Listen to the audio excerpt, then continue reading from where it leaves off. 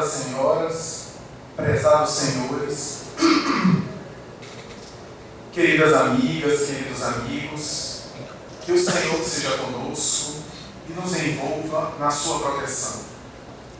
Os historiadores do Império Romano não conseguem compreender por que, após o segundo triunvirato, Roma se encontrava em paz. Eles discutem quais são os motivos sociais, antropológicos, que levaram naquele momento único, talvez, na história do Império Romano, a que o templo dedicado à deusa Vitória, a deusa da guerra, se encontrava com as portas fechadas. Não se entende ainda, não se compreende o porquê. Em toda a história da Roma antiga, praticamente, quase que 700 anos de história de Roma, naquele momento, se encontrava em paz. Porque após o segundo triunvirato, quando, nesse digladiar de forças, de um lado se encontrava Marco Antônio, Lépido e por fim Otávio, os três, após a morte de Júlio César, que disputavam o poder de Roma, naturalmente cedeu espaço à vitória de Otávio, o Otaviano. Porquanto, Marco Antônio, após ceder às insinuações de Cleópatra e viajar para o Egito, ficando com a rainha do Egito ali, para mais tarde optar pelo suicídio covarde com ela, e Lépido, logo mais sendo vencido em algumas das batalhas e sendo exilado, porque também não se interessava pela belicosidade da guerra, Roma era conquistada e agora governada por Otávio o Otaviano. Caio Júlio César Otávio Otaviano, chamado de Augusto, graças a quem Roma pôde perceber ou acompanhar o florescimento de uma era nova no Império Romano. A época de Otávio foi assinalada por uma grande beleza, por um grande espírito de renovação. Parecia que um perfume diferente soprava sobre Roma, uma vez que esse imperador, que compreendeu que a dignidade de um governo e o sucesso da administração estava associada à postura moral do seu governante, não trepidou em ter uma postura austera, uma conduta correta, graças ao que pôde inspirar com seus exemplos a sociedade de Roma. Foi, portanto, com Otávio o Otaviano que Roma vai ver um momento culminante na sua história, porque esse imperador doente, quase sempre acamado, quase sempre governando Roma mais na cama do que em pé, porque tinha problemáticas respiratórias que faziam com que ele prostrasse no leito, o corpo coberto em lençóis volumosos para se defender dos frios ventos que sopravam do inverno.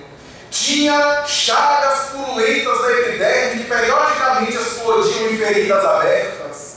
Esse homem, que possuía também problemáticas nos ossos, problemáticas ósseas, principalmente nas pernas, era, no entanto, alguém que era instrumento de uma época diferente. Ele compreendeu que sua esposa, por exemplo, que se encontrava envolvida em envenenamentos, utilizava venenos com os escravos, para mais tarde, testando esses venenos, usá-los contra adversários políticos em Roma. Quando ele percebeu, ele não trepidou em possuir uma conduta austera diante da mulher, negando, inclusive, o leito conjugal, colocando-se em uma postura à distância para, de alguma forma, inspirar a ela um exemplo de dignidade.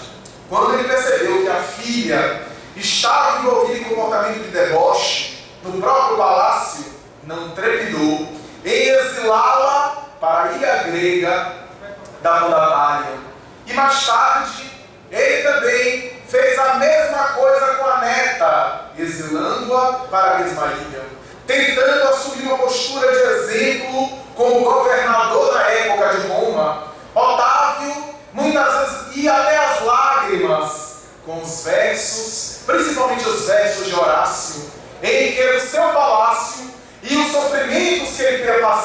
na intimidade, muitas vezes ele ia até as lágrimas vendo os versos de Horácio, sempre declamados em Roma, entre os quais se destacava um, que traduzido ficaria mais ou menos assim: ó sol fecundo, que todo dia ou diariamente abres e fechas o dia, que em sua jornada grandiosa nunca possas ver nada igual à grandeza de Roma. Naquele momento, Roma estava em paz. Os indivíduos belicosos, os espíritos, diríamos na colocação espiritual, espíritos dedicados à guerra, como Alexandre Magno da Macedônia, como Cipriano africano, ou como as grandes personalidades que desencadearam a guerra ao longo da humanidade, não se encontravam reencarnando. A grande verdade diz o mundo espiritual, que essas entidades caracterizadas pela violência, pelos conflitos sociais, não estavam mergulhando na Terra. E a Terra estava recebendo uma enxurrada de espíritos suaves, dedicados à arte, à sabedoria. Em Roma se encontrava ali Mecenas, Tito Livio, Horácio, Virgílio, os vários poetas latinos que declamavam seus versos, que embelezavam Roma com a sua oratória, com a sua retórica, sensibilizando as almas, desde Tito Livio a Mecenas, até Virgílio, Ovídio e outros como Salústio, tantos quantos aqueles espíritos dedicados ao pensamento filosófico, alguns dos quais talvez estiveram no passado na Grécia Antiga, na época de Sócrates e Platão, e agora se encontravam na Terra.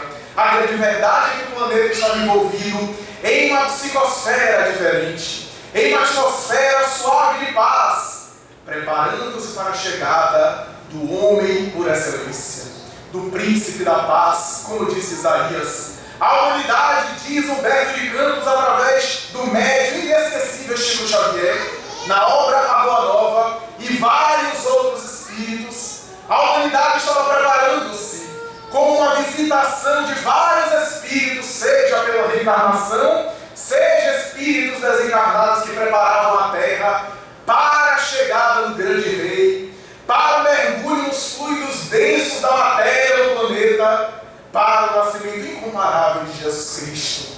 A humanidade esperava esse casamento de Jesus com a humanidade que aconteceria a partir daquele momento. É por isso que os historiadores discutem, dialogam, discordam, levantam teses, mas não conseguem compreender por que naquela época Roma estava em paz. Não obstante essa colocação, Israel respirava uma atmosfera diferente. A antiga Palestina convulsionava em conflitos, porque se encontrava no poder de Israel, com um paradoxo incomum, um dos assassinos mais cruéis da história de Israel, Herodes. Esse homem, vítima de delírio persecutório, que chegou a assassinar os próprios filhos com medo de que eles tomassem a sua coroa. Esse homem, que não era judeu, era asmoneu, casado com Asmoneia também, e que mais tarde assassina a própria esposa também, detestado, ou pelo menos visto pelo povo hebreu, com suspeita, já que não era judeu. Esse homem hipócrita, pusilânime, não trepidou em embelezar o templo de Salomão, inclusive colocando uma estátua de ouro com uma macieira para louvar e homenagear Yahvé, Jeová, o Senhor Elohim. Não obstante, continuava sendo visto com suspeita, com uma certa desconfiança pelos judeus, tentava agradar de maneira hipócrita ao povo e assassinar aqueles que ele considerava adversários cruéis. Esse homem, que mais tarde decreta a célebre e bíblica matança das crianças em Israel, no geral, vai se tornar um dos grandes protótipos da crueldade na época em que o príncipe da paz já se encontrava na terra. A grande verdade é que quando ele veio, com poucos anos de pregação, segundo os historiadores tradicionais, 2 anos e 8 meses, ou 3 anos aproximadamente, levou uma mensagem especial, sensibilizando os corações e mais tarde, erguendo o estandarte da sua mensagem doutrinária através do sacrifício da própria vida, do exemplo que deveria propagandear ainda mais a mensagem que ele se fazia objeto. Porque a humanidade estava acostumada aos espetáculos de sangue. E ele sabia que precisaria dar a sua vida para reunir em torno da sua doutrina uma multidão de pessoas no futuro, deixando seus discípulos diretos, aqueles apóstolos, pessoas simples, para se dedicarem à difusão da sua mensagem. Jesus incendeia na humanidade da sua época e, principalmente, na humanidade por vindoura, a semente de uma era nova para a humanidade. Ele lança uma doutrina que ficara quase que não conhecida na sua época e que mais tarde deveria fecundar o próprio Império Romano, deveria difundir aquela doutrina por pessoas simples, pessoas desataviadas, pessoas sem nenhuma importância social que passavam despercebida, inclusive pelos historiadores do Império Romano, que quase não registraram a passagem dos cristãos primitivos. Os grandes historiadores da época narraram várias referências, citaram várias vezes as grandes personalidades como Júlio César, Cleópatra, Tibério e outros, e sobre Jesus há um silêncio comprometedor. Referências muito esparsas. A humanidade nem percebeu, no geral, a passagem daquela mensagem que deveria ficar para sempre para a humanidade do futuro, com pessoas simples, os cristãos primitivos, principalmente nos 3 primeiros séculos da nossa era, sensibilizou a humanidade com o sacrifício, com a renúncia, com o sacrifício da própria vida, marchando no circo máximo, no Coliseu romano, para dar as suas vidas e sensibilizarem com a doutrina totalmente diferente. Homens, mulheres, idosos, crianças, iluminaram a humanidade daquela época para deixar de maneira indelével aquela mensagem incomparável. A grande verdade é que na época dos cristãos primitivos, o cristianismo primitivo florescendo, houve um acontecimento especial que aconteceu na cidade de Corinto. Essa ocorrência que passaria pelos cânones da história tradicional, quase despercebida por intenção de algumas das personagens que participaram da história, foi mais tarde resgatada essa história pelas luzes abençoadas do Consolador prometido por Jesus, pelas vozes espirituais que trouxeram à terra essas informações, cujas referências, repetimos, muito poucas na história, ficaram registradas na própria tradição bíblica.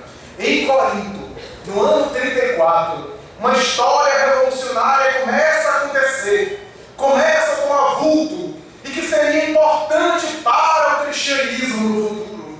Um homem chamado Joshedeb Ben Jared, que seria vítima várias vezes da intolerância e da violência de Roma, porque Corinto, cidade grega, estava ocupada pelos romanos. E Roma tomava conta de Corinto, tratava os habitantes, principalmente os hebreus, como indivíduos inferiores, maltratando-os. E é natural que naquela ocasião, Joshedeb, homem já de idade avançada, pai de 2 filhos, viúvo já, estava já na aurora do final da existência material, quando um dia ele ouviu numa praça pública, depois de ser maltratado por um soldado romano, que um representante de César estava presente em Corinto e que deveria fazer justiça com todos aqueles que se encontrassem injustiçados. Ele ouviu a referência de alguém chamado Licínio Minúcio, que era uma espécie de procônsul de Roma ali em Corinto, e resolveu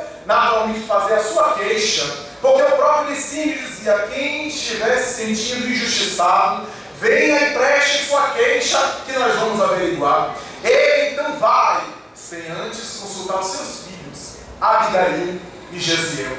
Gesiel, 25 anos, tratava-se de um homem muito mais maduro do que a sua idade, compreensível e ao mesmo tempo estudioso do Torá, dos profetas, era um anjo encarnado na terra, era o conselho sábio de seu pai. e Abigail era a doçura que reinava no lar. Viúvo, já há muito tempo, Jochebed ouve de Jesiel dizer: meu pai, não procure as autoridades romanas. Trata-se de uma armadilha. Ouvi falar que esse homem que está aí é um homem cruel, que se aproveita inclusive para roubar as propriedades das pessoas, para ouvir de maneira hipócrita as queixas e punir ainda mais aqueles que são queixosos. Não vá. Mas o pai disse: você é muito maturo, muito jovem, devo solicitar uma reivindicação porque tenho sido muito maltratado pela soldadesca romana. E fui. E ao fazer as reivindicações, a soldadesca romana com autoridade olhou para ele em forma de deboche e disse, autorizando um decreto, que a sua casa, a sua única propriedade, o seu patrimônio, o seu lar, estava confiscado. Licínio Minúcio fazia muito isso. Enriquecia com a miséria do povo em Corinto. Jochebed, em lágrimas, volta a casa para dar notícia aos seus filhos. Antes de chegar ao seu lar, ele olha para uma grande fazenda, uma grande propriedade que ficava perto da sua residência, que era a propriedade particular daquele procônsul de Roma, e resolve tocar fogo naquela propriedade. Até um incêndio, porque na sua memória passavam as imagens, as lembranças, do olho por olho, dente por dente, a lei antiga. E ele deveria cumprir, ele deveria executar olho por olho, dente por dente. Toca fogo. E quando chega em casa, Abigail estava apenas presente, porque Jesiel havia saído para salvar algumas vítimas do incêndio. Ao chegar em casa, Jesiel estava com o corpo tomado pela fumaça. Há algumas queimaduras. Ele conseguiu salvar algumas vidas. E o pai olha o filho, herói, e se sente envergonhado. E quando começa a confessar os seus erros, ambos choram. As autoridades romanas começam a investigar aquele incêndio e chegam no velho ancião, que é levado até as autoridades romanas para pagar. Era um decreto de mais de 15 açoites. Não temos ideia do que era o açoite romano.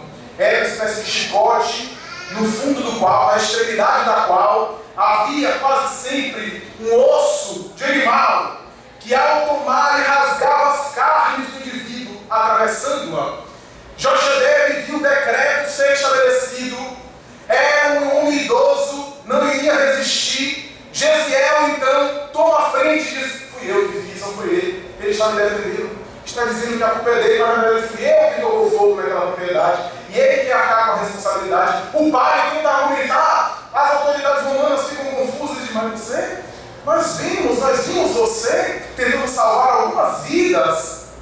Tentando salvar algumas vidas no incêndio. Era a consciência de culpa, remorso. Eu estava arrependido, mas fui eu o responsável. Liberte meu pai, porque ele quer assumir a minha culpa, mas não foi ele.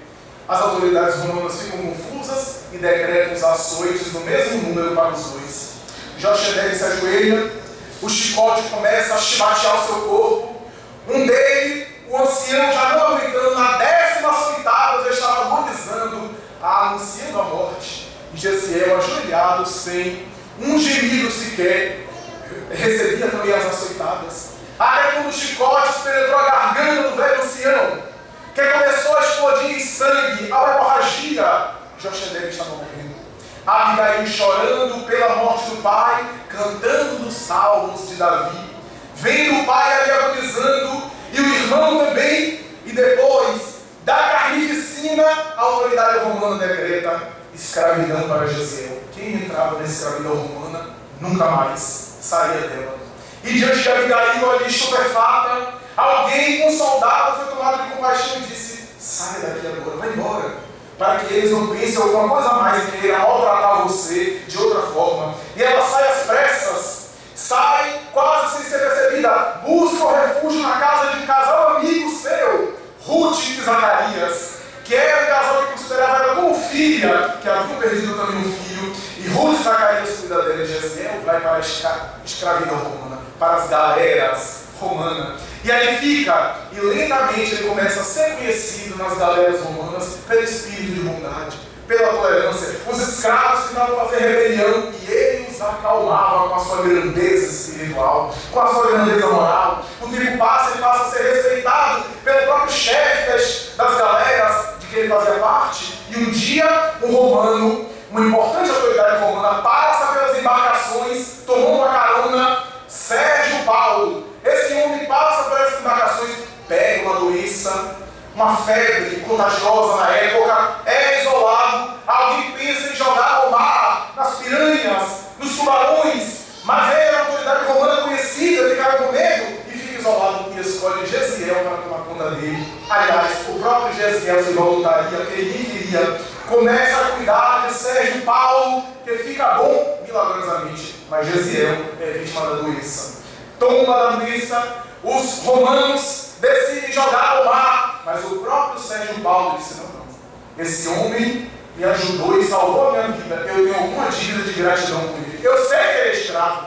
Vamos fazer o seguinte: na próxima parada eu libero ele, jogo ele na próxima parada e a gente esquece que ele vai morrer mesmo, não vai sobreviver muito tempo. E através dessa intervenção, Gesiel não é jogado aos tubarões, ao mar, e a próxima parada era Jerusalém. Jerusalém é, no entanto, a próxima parada, a embarcação para na orla do mar. Gesiel é jogado, está em febre, quase delirando, arrastando-se no chão, é assaltado por um bandido, que ele toma os únicos pertences que possuía, e arrastando-se, ele vai até a igreja, uma instituição que fica na estrada de Jope. É uma instituição antiga, miserável. Alguém diz: aqui são os homens do caminho. A colocação era pejorativa. Homens do caminho eram as prostitutas, as pessoas de má vida, as pessoas viciadas, as pessoas com vida promíscua eram consideradas homens do caminho. A colocação era estranha. Mas aqueles homens do caminho faziam parte de um grupo diferente, um grupo especial, que abria a sua igreja para receber pessoas necessitadas e para pregar uma mensagem diferente. As portas dessa igreja do caminho, porque o nome cristão ainda não havia, só mais tarde o evangelista Lucas vai dizer: os homens do caminho devem ser chamados de cristãos. E aquelas portas se abrem e um homem venerando um pescador chamado Simão Pedro, o pescador, recebe Gesiel e coloca em um leito e começa a conversar com Gesiel e se impressiona com a grandeza espiritual do rapaz. E entre as confidências, Gesiel conta a sua história e o homem lágrima, sensibilizado, ouve daquele jovem dizer: eu espero, depois de perceber, Simão, que a nossa raça foi tão perseguida ao longo da história, tão maltratada, mas ele espera confiante em Israel a chegada do Messias que foi tão anunciado pelos profetas antigos. Ele deve vir, porque Israel recebeu tantos profetas e cultivou até hoje a crença monoteísta, a crença em Deus único, e deve receber a chegada desse profeta especial.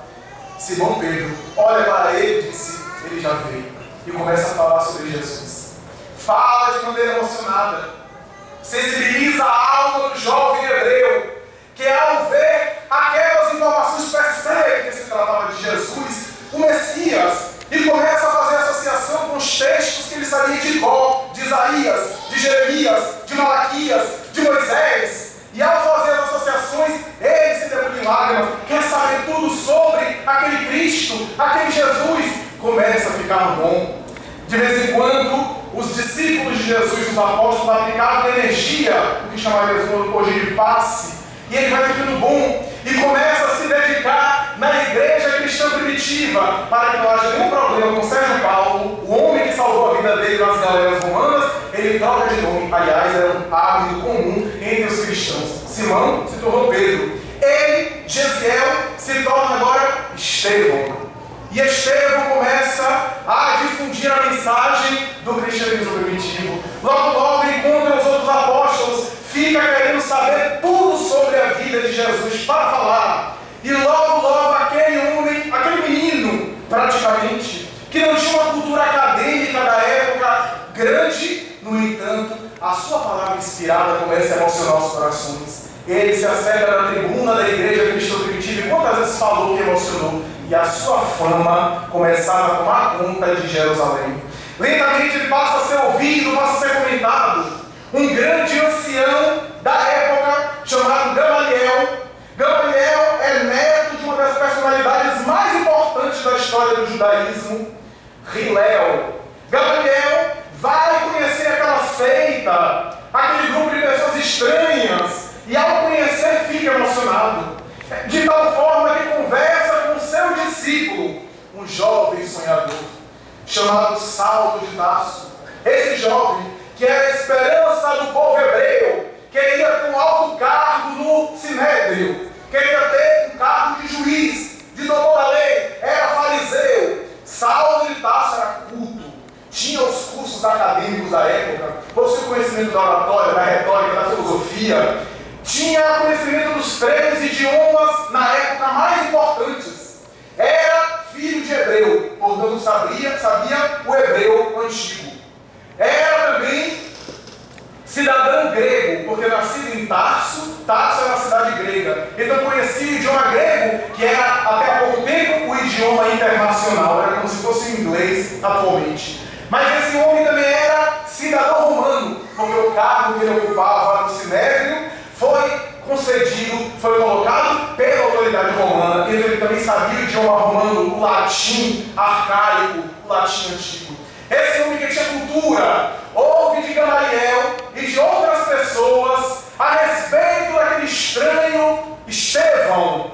Aquele estranho homem não sabia que se tratava do próprio Gesiel, também não conhecia, mas por uma ironia do destino, Saulo de Tarso estava noivo de uma jovem chamada Abigail, que havia ido fugindo de perseguições de Corinto para Jerusalém, que estava agora morando em Jerusalém com Ruth e Zacarias. Ambos se conheceram, desvelaram o seu amor recíproco, estavam preparando o casamento, estavam nas vésperas do casamento, quando Saulo ouve falar daquele homem Estevão, aquele homem que estava difundindo ideias estranhas, e quem queria saber se eram ideias contra Moisés. Abigail do seu lado falou: é uma pena que eu não tenho notícias mais do meu irmão Gesiel, porque se meu irmão Gesiel estivesse aqui, Saulo, eu tenho certeza que estaria com você e apoiaria você para conhecer esse tal de Estevão, e tentaria ao máximo defender os seus ideais contra esse Estevão. Saulo vai na igreja cristã primitiva. Quando ele entra, todos o conhecem. Ele se acerca, senta, Estevão se aproxima da tribuna, era um dia de pregação, começa a falar, nota que Saulo estava ali, era uma personalidade conhecida, pública, mas não se intimida. Fala de maneira inspirada, e em determinado momento começa a fazer comparações com a lei antiga e o Evangelho de Jesus, chegando a dizer que Moisés era a porta, mas Jesus era a chave. Saulo interrompe, começa um debate, ele contra-argumenta, Estevão suavemente dá uma resposta que deixa ele embaraçado. Ele não estava acostumado a ser derrotado nos debates intelectuais. Volta e tenta novamente. E Estevão, parecendo que não estava na terra, inspirado por forças invisíveis, contra-argumenta de uma maneira tal, baseado na lei de Moisés, que deixa Saulo sem contra-argumentar. E quando Saulo tenta a terceira vez, Estevão olha e diz: amigo, Jesus me recomendou para a gente varrer o pó das discussões inúteis. Está acabada a reunião, tentei fazer o máximo de mim, passar a mensagem de Jesus. Se um amigo não compreendeu, a falha é minha e não do Evangelho de Jesus, que é o sol da humanidade no futuro. A reunião era encerrada, Saulo queria continuar debatendo, mas Estevão não aceitou o debate e ele sai iracundo, sai revoltado, prometendo vingança. Pede autorização do Sinédrio. Gamaliel disse: Saulo, essa seita não faz mal a ninguém. Eu mesmo me sensibilizei com a bondade de Pedro, o apóstolo. Se esses homens estão com Deus, nada que a gente faça vai tirá-los, porque eles estão a serviço de Deus. Mas se eles não estão com Deus, não precisa fazer nada, porque mais cedo ou mais tarde, eles não estão com Deus, vão desaparecer. Mas Saulo não admitia. Com uma autorização, desencadeia uma perseguição aos cristãos, prende os apóstolos, Pedro, João, Estevão, todos vão para a prisão. E com a intercessão de Gamaliel, todos são liberados, com exceção de Estevão. O único que Paulo não aceita, que Saulo não aceita ser liberado é Estevão. E Saulo, então, marca um debate, amarra Estevão numa praça pública com as 70 correntes, as 70 tribos judaicas da época, e Estevão no meio, amarrado, algemado praticamente, para um debate. Saulo tenta atacá-lo e Estevão em paz, tranquilo. Em determinado momento ele fica tão furioso que diz: não sabes, embora irmão de raça, que o sinédrio pode fazê-lo castigar, pode castigar-te de tal forma que vai arrancar lágrimas de você, meu amigo. E Estevão respondeu: amigo, o sinédrio pode fazer-me chorar várias vezes, mas eu não reconheço autoridade nem você, nem ninguém aqui no sinédrio que possa fazer mudar a minha alma em reverência a Jesus Cristo. Aquilo era demais. Depois de uma tentativa mais, Saulo já estava descontrolado, aplicou-lhe uns socos na face. Estevão, orando para conseguir manter-se em paz sem revidar, até que ele dá a autorização e a primeira pedrada. Começa o apedrejamento público, como era conhecido na época, como era em voga na lei. Quem estivesse contra Moisés deveria morrer a pedradas. E começa o apedrejamento, daqui para lá. Dentro de alguns minutos, o corpo de Estevão estava desfigurado numa massa envolvida em sangue, tartamudeando, na agonia que antecede a morte. E as pedradas continuam, algumas pelo próprio Saulo que desencadeava. Por ironia do destino, entre aspas, Abigail passa por ali e vem visitar Saulo. Ao adentrar no recinto, embora vendo aquele corpo totalmente deformado, reconhece o próprio irmão. Corre para o irmão ali, desfigurado, abraça-o e pede a Saulo, que não estava entendendo o que estava acontecendo, para libertá-lo. Saulo autoriza os soldados, liberam, colocam o quase cadáver de Estevão deitado. Abigail então diz: Jesiel, que nome é esse? Estevão, o que é isso? E Estevão ainda dá alguma resposta para a irmã. Saulo estava petrificado. Que desgraça do destino era aquela? E Estevão olha para ele no leito de morte e diz: não tenho ódio de você. Foste fiel a Moisés até agora. Quando conhecer Jesus, vai ser fiel da mesma forma. Abigail, seja uma boa esposa para Saulo, porque ele precisa de uma mulher que o sustente nessa hora. E diante dos olhos do cunhado, que não sabia o que falar, Estevão. Saulo, naquela situação, olha para Abigail e diz: o nosso relacionamento está encerrado a partir desse momento, o nosso romance. Mas logo agora, eu mais do que nunca preciso de você, diz Abigail. E Saulo diz: tu não entendes que nós não vamos poder ser felizes? Tu és irmã do meu maior adversário, do meu maior inimigo. Está acabado o nosso envolvimento. O orgulho dele não conseguia aceitar. Abigail volta para a casa de Ruth e Zacarias. Já estava nas vésperas do casamento, preparando-se para o casamento. E no final do noivado, volta e fica ali na casa do casal amigo. E Saulo, agora sem objetivo existencial, sem sentido para viver, as suas metas psicológicas já não haviam, começa a desencadear uma cruel perseguição contra os cristãos. Vários são açoitados até a morte, vários são presos, famílias são separadas e destruídas, e ele, com a sua raiva, tenta aniquilar todo aquele movimento cristão primitivo. Furibundo, iracundo, ele vai, e um dia ele sente saudade de Abigail, vai visitá-la, e quando chega, ela está às portas da morte, vomitando sangue, deveria estar de tuberculose ou de alguma coisa parecida. Ele chega, embora a Márcia era o orgulho, vê a sua antiga noiva ali. A saudade de você foi tão grande que eu fui deperecendo. E a única coisa que me confortou foi um ancião, um velhinho que passava por aqui. E esse velhinho me ensinou o cristianismo. Meu irmão tinha razão, Saulo. O cristianismo, ele me confortou com as informações que nós temos de Jesus de Nazaré. Falou-me. E eu quero lhe dizer mais. Não foi à toa que você está hoje aqui comigo, porque ontem eu sonhei com meu irmão. Jesiel me apareceu e me disse que Jesus te ama muito. Ele percebeu os cristãos e Jesus dava essa resposta para ele. Jesus te ama muito. E Jesus disse que tem uma grande missão para você. Saulo não entende que aquilo sempre Jesus, sempre o Cristo na sua frente, atrapalhando a sua vida, perturbando a sua existência. E Abigail olha para eles: infelizmente o nosso noivado não vai poder ser concretizado aqui na terra, o nosso casamento, os nossos filhos serão as esperanças do futuro, esperarei você depois da morte, para lhe abraçar como noiva querida, e morre nos seus braços. ele fica mais revoltado. Começa a investigar quem seria aquele ancião que ensinou essa doutrina para sua mulher, porque ele deveria ser responsável pela morte de Abigail. Trata-se de um ancião chamado Ananias. E ao saber, depois de muito torturar, ele vai até a cidade onde Ananias se encontrava, a cidade de Damasco. E ao chegar próximo, já não era o mesmo homem, reflexivo, pensativo. Forças estranhas pareciam lutar dentro dele mesmo. Na viagem ao sol forte, quase próximo a Damasco, ele sentia forças estranhas, as recordações desde a infância até aquele momento. E ao chegar próximo de Damasco, os céus parecem rasgar.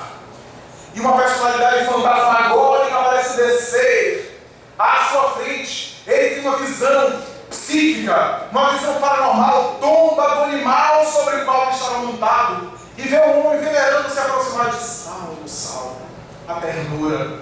Não havia nenhuma condenação, nenhuma censura, nenhum julgamento. Saulo, Saulo, por que me persegues? Era como se tivesse, por que tudo isso?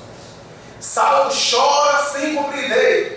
Os amigos, principalmente Demétrio, ao lado, sensibilizados ali, olham-no e não entendem que estava tendo uma alucinação. Deveria ser a falta de alimentação, do sol, não compreendiam. E só ouvem ele dizer: quem é você? Eu sou Jesus, aquele a quem você persegue. Emmanuel, o Espírito Nobre, vai dizer: diante de Saulo e Jesus havia um abismo que ele tinha que transpor a partir daquele momento. E a sua colocação é uma colocação de entrega total. Aquela alma apaixonada se entregava naquele momento, porque a partir daquele momento ele se convencia: Senhor, o que queres que eu te faça? Submissão total. Jesus olha para ele e diz: entra na cidade de Saulo, e lá eu te direi o que tu deves fazer. Desapareça. Narra Chico Xavier que, ao psicografar essa passagem na obra incomparável Paulo e Estevão, que narra essa saga que Emmanuel, o Espírito Nobre, trouxe dos arquivos espirituais do cristianismo primitivo, diz Chico Xavier que, ao psicografar na sala do Ministério da Agricultura de Rômulo Joviano, que ele psicografou a obra, ele tem um impacto nesse momento, porque ele vê a visão psíquica dessa estrada de Damasco, dessa cena, e ao psicografar Emmanuel, coloca em uma cena cinematográfica aquela visão que ele próprio também, a semelhança de Saulo, que tomba do animal, ele próprio tombou da cadeira, que estava caído no chão, o lápis saiu, e ele se emociona, e demorou muito depois para voltar e continuar a psicografar aquela obra maravilhosa. Saulo entra na cidade, está cego. Seria uma cegueira histérica, se a gente fosse utilizar uma expressão da psicanálise, uma somatização da sua cegueira moral. Ele entra na cidade, fica numa estalagem, depois de pedir ajuda aos amigos que estavam ali, um amigo de infância, um outro amigo, e todos expulsam ele, cai novamente de casa. E ele vai para uma estalagem e fica ali com pouco dinheiro que tinha para a hospedagem de 3 dias. E no terceiro dia, estando ali, meditando, pedindo de vez em quando comida, água, alguém bate na porta. Irmão Saulo, Jesus me apareceu hoje pela manhã e me disse para vir aqui procurá-lo, para erguer as mãos sobre os vossos olhos a fim de devolver a vossa visão. E Saulo pergunta com medo: quem é você? Eu me chamo Ananias. Emmanuel vai dizer: no cristianismo é assim, a vítima vai socorrer o perseguidor, a ovelha vai ao encontro do lobo para salvá-lo. Saulo abre a porta, abraça os pés de Ananias ajoelhado e chora, e Ananias não entende que ele estava sendo perseguido pelo Saulo, estende os braços e ora ali. A sua visão retorna. A partir daquele momento ele é outro homem. Vai buscar um deserto para ficar meditando, se afasta completamente, fica 3 anos meditando no deserto de Dan, ao lado de Áquila e Prisca, um casal que foi perseguido por ele, cujos pais foram assassinados pela sua impiedade. E ele estava tão diferente que o casal não percebe. Depois de 3 anos, ele vai dizer: agora me despeço de vocês, volto, agora sou cristão. Mas vocês lembram quando vocês falaram tanto aqui durante tanto tempo do perseguidor que tanto fez mal a vocês? Sou eu, Saulo de Tarso, que agora sou cristão. Volta, muda nome. adota o nome Paulo. Saulo e Paulo significam a mesma coisa. Uma é a versão grega, outra é a versão romana. Saulo significa o maior, o de destaque, e Paulo, o pequeno, o gradativo, o devagar. Até hoje a gente fala que aquilo que a gente faz devagarinho, gradativamente, a gente faz paulatinamente, em homenagem a Paulo.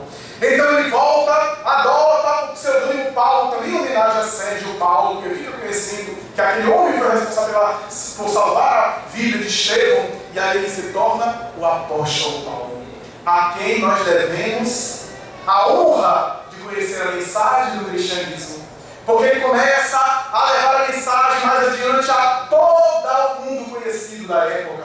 Não deixou a mensagem cristã na Palestina. Se tivesse talvez a mensagem cristã ficado na Palestina, hoje nós não conheceríamos talvez a mensagem do cristianismo. Teria coragem de levar além, viajar a todo mundo conhecido praticamente na época, em Atenas, na Grécia, em Roma, em vários locais, fundando várias igrejas, várias comunidades, escrevendo suas cartas, as famosas epístolas, onde ele encaminhava, porque ele não podia estar em vários locais ao mesmo tempo. Quantas vezes ele naturalmente teve as dificuldades, enfrentou-as pelo caminho, vai pedir abrigo um dia ao pai, depois de voltar do deserto, e Isaac, seu pai, expulsou de casa, dizendo: sua mãe morreu, ralada de angústia, sai da casa, ou você adota Jesus, ou escolhe a mim, seu pai.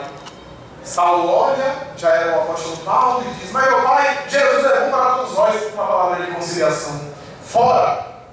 Ele é expulso de casa, mas antes de sair, ele parece sentir o vulto espiritual de Dalila, a sua mãe, aprovando a sua decisão. Ele sai, vai pedir, já não tinha ninguém, vai pedir ajuda aos próprios apóstolos da igreja cristã primitiva, bate na porta da igreja do caminho, e eles não aceitam Paulo, porque há uma reunião, e as pessoas estavam indo desconfiados dele. Era uma medida de prudência. O próprio apóstolo Pedro diz: olha, se ele realmente é cristão, ele vai compreender. Não sabemos direito, ele pode estar querendo causar uma armadilha, entrar aqui para depois assassinar todos. Então não vamos permitir que ele entre, porque não sabemos. É uma medida de cautela. E Prócoro, um dos discípulos de Pedro, vai dar a notícia.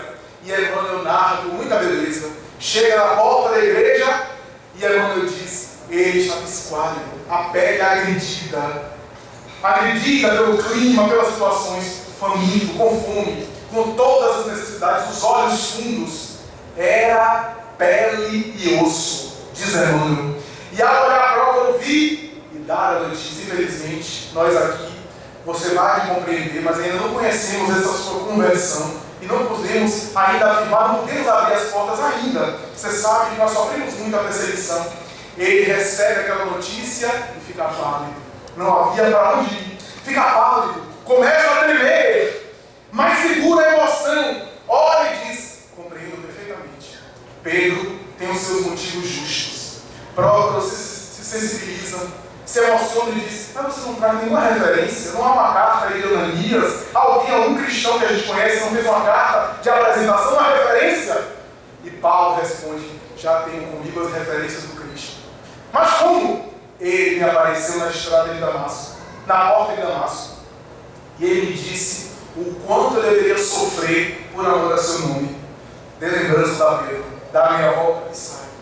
Dorme nas ruas de Jerusalém como um mendigo, e nessa noite, depois de ele ser rechaçado pelos próprios apóstolos, ele se vê saindo do corpo e encontrando Abigail e Estevão, que vem confortá-lo. Ele chora, e Abigail dá as orientações, orienta ele volta ao corpo, e 14 anos depois ele escreve a Epístola aos Coríntios, a primeira, na qual ele vai dizer: há 14 anos atrás eu conheci um homem que, não sei se no corpo ou fora do corpo, foi arrebatado ao terceiro céu, e lá se ouviu coisas que não se pode dizer. Ele está falando dele mesmo, nessa experiência mediúnica, espiritual, e vai mais tarde escrever a respeito do corpo espiritual, como está lá na Bíblia. Semeia-se em corpo animal, se colhe em corpo espiritual. Há o corpo animal e o corpo espiritual. Mais tarde, um cristão da igreja chamado Barnabé é designado para ficar com ele. Eles vão pregando. Barnabé prega e ele ajuda, porque quando ele tentava falar nas sinagogas ou nas multidões,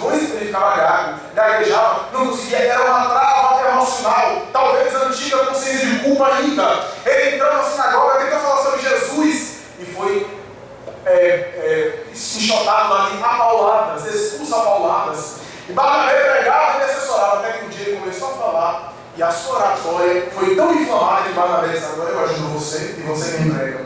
E ele então se revelou o maior divulgador do cristianismo primitivo, o maior orador. Os apóstolos, quando liam as suas cartas, as várias epístolas, chegavam a dizer que Jesus estava com ele, inspirando ele para ele escrever. Mas Emmanuel vai dizer: não era Jesus, era Estevão.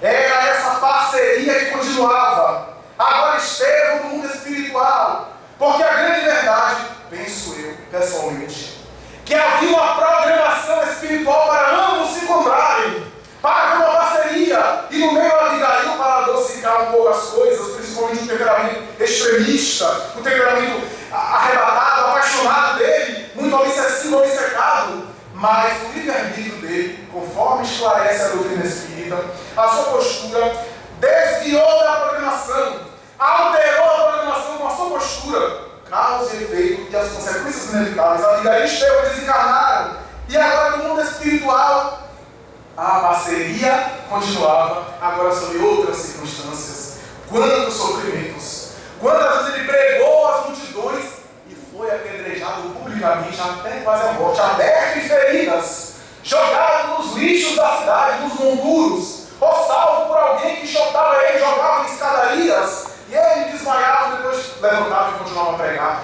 Quantas vezes resgatou os crimes que cometeu na própria matéria, através da sua difusão. João Maria Marcos, o futuro evangelista Marcos, é designado pela sua própria mãe, era adolescente de 16 anos, se empolga com Paulo, vai com ele em alguns lugares, e não aguenta a disciplina de Paulo, e volta para Jerusalém. E Paulo lhe diz: meu filho, eu compreendo você, compreendo, volta a Jerusalém, mas não te esqueças que Deus tem pressa para a renovação moral do indivíduo.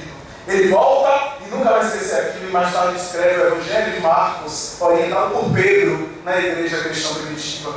Esse homem extraordinário, que em uma das viagens que ele fez, conheceu um médico, Lucas, médico grego, e mais tarde, no final da existência, vai dizer: Lucas, se eu tivesse tempo, ele escreveria um evangelho, mas não tem mais tempo. Já estou em idade avançada, estou preso, né? Porque ele já estava preso em Roma. Já estou preso, você é condenado à morte, mas você escreve o seu evangelho. Vai até Éfeso, onde está Maria de Nazaré, a mãe de Jesus, e ouve ela, e faz o evangelho baseado nas informações dela e de Maria de Madalena, que conviveu com Jesus, está lá também, na igreja de Éfeso, com João, o evangelista.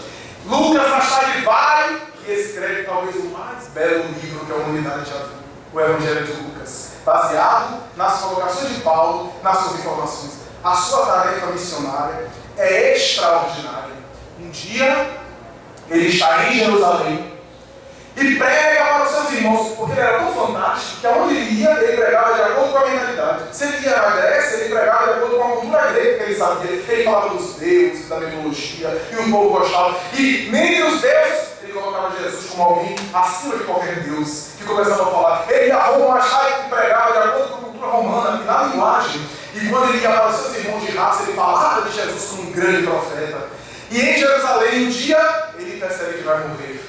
Porque depois de pregar de maneira emocionada, as pessoas se acercam, há uma verdadeira luta. Alguns cristãos que eram discípulos dele resolvem entrar na violência do combate, e ele próprio diz: não, ninguém vai aqui assacar, vamos nos alegrar por estarmos sofrendo com Jesus. Era um temperamento apaixonado. O negócio era o seguinte: era a prece inicial, a palestra, e a prece final era a verdade. Já pensou se acontece isso aqui? Era assim que já estava acostumado. Então hoje a gente tem um papinho dado, a gente tem uma maravilha. Na época não. Era a prece inicial, era a mensagem, e a prece final era o apedrejamento, até ele ficar no cadáver, ensanguentado. Então ele já estava acostumado com isso, e ele se alegrava com isso. Porque quando as pedradas vinham, porque alguma coisa mexeu com as pessoas. Então, ninguém estava cochilando naturalmente. Então, ele fazia, levava a mensagem, e aqui em Jerusalém ele percebe que vai morrer. Ele para e diz assim aos cristãos: ninguém vai aqui entrar na violência. Temos que ter a honra de sofrer com Jesus Cristo. Ajoelha-se, ora e começa o apedrejamento. O apedrejamento, Emmanuel diz, ele naquele momento, depois de tantas pedradas, um dos olhos vazados ao longo dos anos, de tantas pedradas, as cicatrizes, ele tem um êxtase e já não sente absolutamente nada. As pedradas continuam E Emmanuel vai dizer, resgatou os débitos do passado. Já estava em paz divina no mundo interior dele, de tal forma que ele estava em paz e não sentia nada. Quando ele despertou, com o corpo ensanguentado que se vê, já era de manhã no outro dia, estava numa prisão, alguém o aprisionou. E então ele desperta, alguém vem e diz assim, vamos decretar sua morte hoje. E antes de decretar, de autorizar a execução, ele, na sua sabedoria, lembrou-se que era cidadão romano. Ele diz assim, eu sou cidadão romano, vocês não podem me matar. Vocês têm que me levar a Roma, porque só Roma pode me julgar. Um cidadão romano não pode ser morto pelas leis do Sinédrio. Todo mundo ficou assim com medo, dizendo, você é cidadão romano? Sou cidadão romano. Ah, então vamos liberar você, amanhã a gente decide que é isso aqui, eu até libero. Não, eu dormi na prisão. Eu quero que você me libere amanhã, que agora é de noite. Quero que você me libere amanhã, à luz do dia, para que todo mundo veja. Até aí ele queria divulgar o cristianismo. Era maravilha. Ele ficou dormindo para propagandear o cristianismo no dia seguinte. Mais tarde levado a Roma, está diante de Nero, o psicopata. E ele prega Nero de tal forma, na sua palavra inspirada, já idoso, com um cajado na mão. Nero olha aquele homem que não dava nada, quando o homem entrou e debochou do homem. Mas quando aquele homem inspirado começa a falar, Nero se surpreende. Olha aquele homem e diz, esse homem é feiticeiro. Afaste-se daqui, leve para longe. O Senhor quase me convertiu ao cristianismo, falou de maneira tão inspirada que quase me torna um cristão aqui. Que loucura! E Paulo, ele disse, seria uma honra para você se tornar cristão. Imperador, antes que a morte abata você, porque todos os imperadores do passado hoje estão se transformando em pó. E não vai acontecer diferente com você. Por mais grandioso que seja, transformar-te-á também em pó. Seria uma bênção para você abraçar a mensagem do cristianismo antes da morte, com a consciência pacificada. Nero está ali eletrocutado com aquilo, manda que aquele homem se afaste e manda o decreto da execução daquele homem em uma região distante do Império Romano, para que aqueles feitiços, na sua loucura, não afetassem Roma, porque ele era muito supersticioso. E Nero decreta a morte. Ele, Saulo, vai até um local, é amarrado, colocado de joelhos e passa pelas suas memórias quantas coisas. Na igreja de Jerusalém, quando ele tem o primeiro êxtase, como diz Emmanuel, mais tarde ele vai escrever a Epístola aos Gálatas, na qual ele diz mais ou menos assim: de agora em diante ninguém moleste, porque eu trago no corpo as marcas de Jesus. Quantas epístolas! Ainda que eu falasse a língua dos homens e dos anjos, sem amor, eu nada seria. Ainda que eu tivesse o dom da profecia de penetrar em todos os mistérios ocultos, ou na sabedoria dos antigos ou dos anjos, sem amor, eu nada seria. Quantas coisas ele falou! A diversidade de carismas, daí surgiu a palavra carismático. Os carismas para escrever, para falar em sabedoria, o carisma para curar, os diferentes tipos de fenômeno mediúnico que ele falou em uma das suas epístolas. E quantas coisas ele falou! Eu tenho espinho cravado nas carnes da alma. Quanto ao longo dos séculos a teologia discutiu esse espinho. Obras e obras tentou esmiuçar. Que espinho seria esse? Seria o remorso da perseguição? Seria a saudade de Abigail? Seria o que seria? Vários teólogos examinaram a questão. E é Emmanuel que vai trazer a resposta. Paulo, era um comportamento extremista. Ou era com Abigail, ou não era com mais ninguém. Já que Abigail morreu, ele tinha que domar as forças da sua masculinidade. É Emmanuel que vai dizer que o espinho cravado nas carnes da alma dele era a sua virilidade, eram as suas forças sexuais, era a necessidade de domar, de educar, de disciplinar, de administrar aquela grande masculinidade, aquela grande virilidade que ele trazia no íntimo da alma, convertendo agora para a mensagem de Jesus e não se tornando desequilibrado. Era, portanto, uma tentativa, esse espinho cravado nas carnes da alma, e ele vai a Roma para cumprir. É ajoelhado, o soldado começa a tremer, para decepar a cabeça, ele olha, e o soldado diz: eu lamento ter que fazer isso, mas vou ter que fazer, me perdoe, eu vou ter que fazer, porque eu fui autorizado. E ele diz: faz a tua parte, cumpre com o teu dever, porque eu já cumpri com o meu. O soldado tremeu tanto que não cortou a cabeça. Foi necessário dar um segundo golpe. Diz Emmanuel, quando a cabeça rola no abismo, ele ainda sente o sangue jorrar, mas já estava fora da sem ver nada. Houve alguém se aproximar e dizer: irmão Saulo, Ananias, é você? Sim. Estende as mãos novamente, um ato simbólico. Ele começa a ver. E Ananias apresenta a ele vários cristãos primitivos que conviveram com ele, que estavam no mundo espiritual, os cristãos ao seu lado. Então, ele apresenta aqueles cristãos e alguém diz assim: o que é que você gostaria de fazer agora? E Saulo, Paulo, pensa em Abigail, recorda-se de Estevão, mas se sobrepõe e diz: quero visitar todas as comunidades que fundei. E começa a viajar espiritualmente, vai até o Gólgota, o Calvário, onde Jesus foi crucificado ali. Ora, quando então aparecem três personalidades que se materializam: Jesus no centro, de um lado Estevão, de outro Abigail. Estevão e Abigail corre para ele, abraça-o, chora, e ele, soluçando, não retribui o abraço de nenhum dos dois, olha para Jesus. Emmanuel vai dizer, como se pedisse permissão, ou se merecesse aquele contato. Jesus olha e o livro Paulo e Estevão acaba assim: sim, Paulo, seja feliz, porque no meu reino é da vontade do meu Pai que os verdugos e os mártires, os perseguidores e as vítimas, os algozes e os perseguidos sejam reunidos no reino dos céus.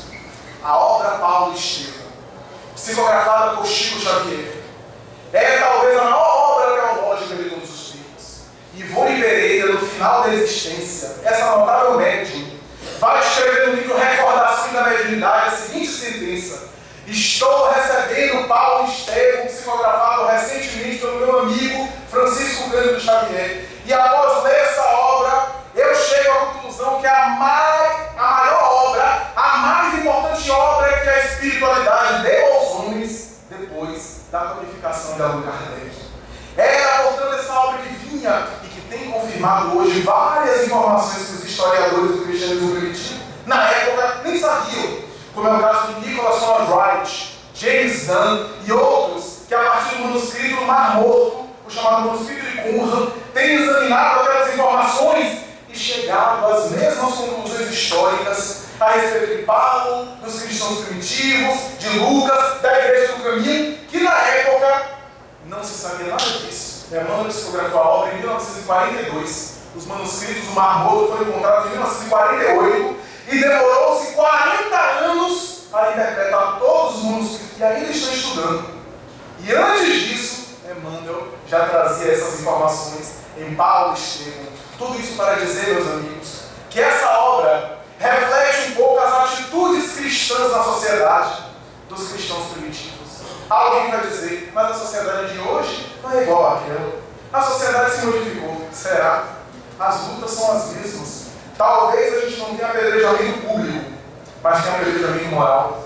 Os conflitos no lar, os conflitos pessoais, a violência que graça nesta cidade e em outras, a drogadição, que a gente às vezes é vítima, que nós somos vítimas da violência, da agressividade, mas também das lutas internas. Será que a gente não tem os apedrejamentos morais? É a esposa ingrata que leviana. É o marido que de uma hora para outra se tornou promíscuo e rebelde. É o filho ingrato, revoltado, que nos priva de aflição. São, portanto, os mesmos fenômenos que os apóstolos, principalmente Paulo e outros, viveram na época. A sociedade de hoje ainda exige atitudes cristãs, conscientes, posturas cristãs que seriam positivas. No prefácio, Emmanuel vai dizer: alguns consideram Paulo fanático, outros consideram Paulo um agraciado, e nós não temos nem essa, nem aquela opinião.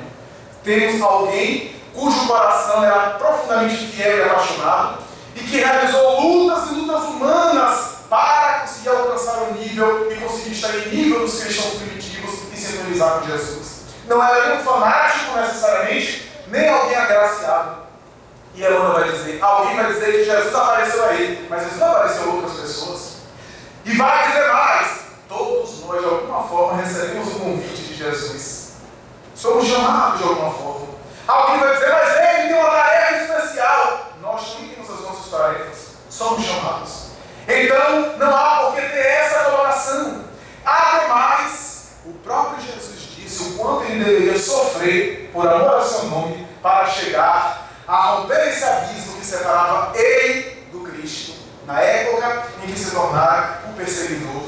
Era, portanto, uma história que simboliza as nossas histórias. Quem de nós não passou pela sua estrada de Damasco, pelo seu momento de renovação, por avaliação dos próprios erros, dos próprios equívocos e a necessidade de uma renovação pessoal?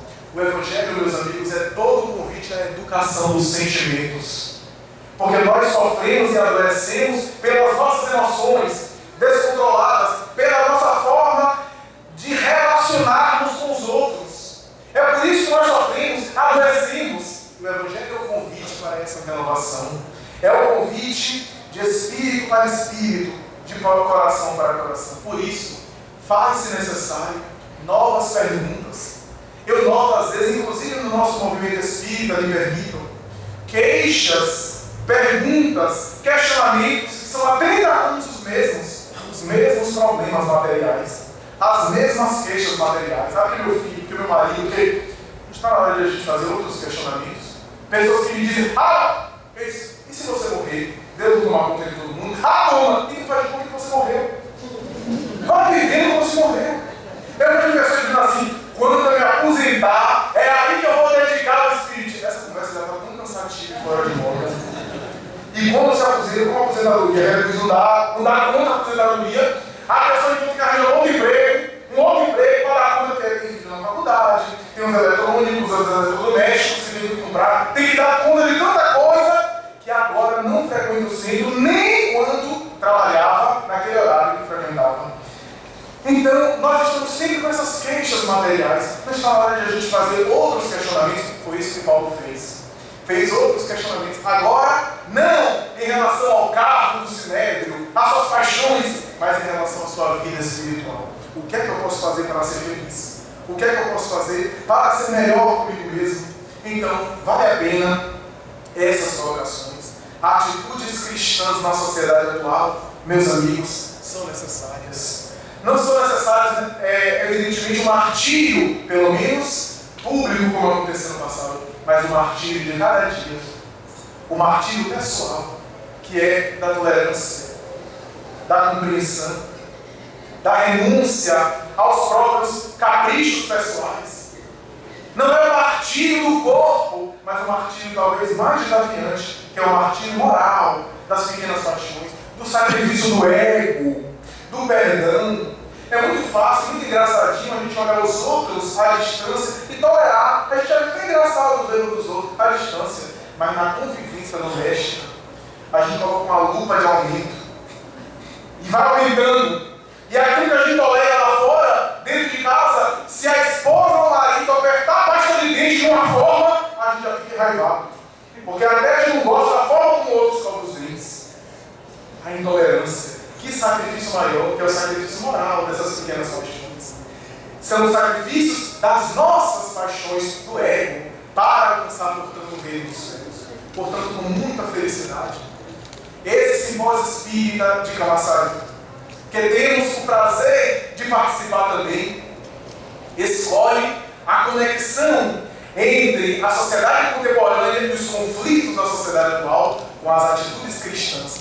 Não o cristianismo ortodoxo que se transformou ao longo dos tempos, mas o cristianismo que Jesus e os apóstolos primitivos viveram, sofreram, realizaram. Faz necessário resgatar essas atitudes heróicas, essas atitudes históricas, onde ele, por exemplo, em Jerusalém, quando decretaram a prisão e houve aquela confusão, diz Emmanuel, ele coloca as mãos umas às outras e diz assim: estou pronto, meus amigos, podem me algemar. E todos ficaram deslumbrados com aquela atitude. É claro que não vamos ter uma postura kamikaze, suicida, uma postura de não nos preservarmos a nós mesmos, mas temos a coragem, diante da bofetada moral, diante da corrupção, diante da injustiça, diante da exclusão, termos uma atitude diferente. Muito difícil se faz tornar-se exemplo e continuar sendo exemplo em um meio corrompido. Qual é o exemplo maior? Qual é a atitude mais difícil que não essa? Atitudes que os cristãos primitivos possuíam e levantavam como bandeira, sem agredir ninguém, sendo gentis com todo mundo, mas permanecendo fiéis ao dever abraçado. Agradecemos, portanto, pedindo a Deus e a Jesus as bênçãos para a cidade de Camaçari e recordando uma prece mediúnica que diz mais ou menos assim: Pai nosso que estás nos céus, na luz dos sóis infinitos, Pai de todos os aflitos deste mundo de escasseus, santificado, Senhor, seja o teu nome sublime, que em todo o universo exprime concórdia, ternura e amor. Venha ao nosso coração, no teu reino de bondade, de paz e de caridade, na estrada da redenção. Cumpra-se o teu mandamento, que não vacila e nem erra, nos céus como em toda a terra, de luta e de sofrimento. Perdoa-nos, meu Senhor, os crimes tenebrosos, de passados escabrosos, de iniquidade e de dor. Auxilia-nos também, nos sentimentos cristãos, a amar nossos irmãos que vivem longe do bem. Com a proteção de Jesus, livra a nossa alma do erro, deste mundo de desterro, distante da vossa luz. Que a nossa ideal igreja seja o altar da fraternidade, onde se faça vontade do vosso amor. Que assim seja. Muita paz.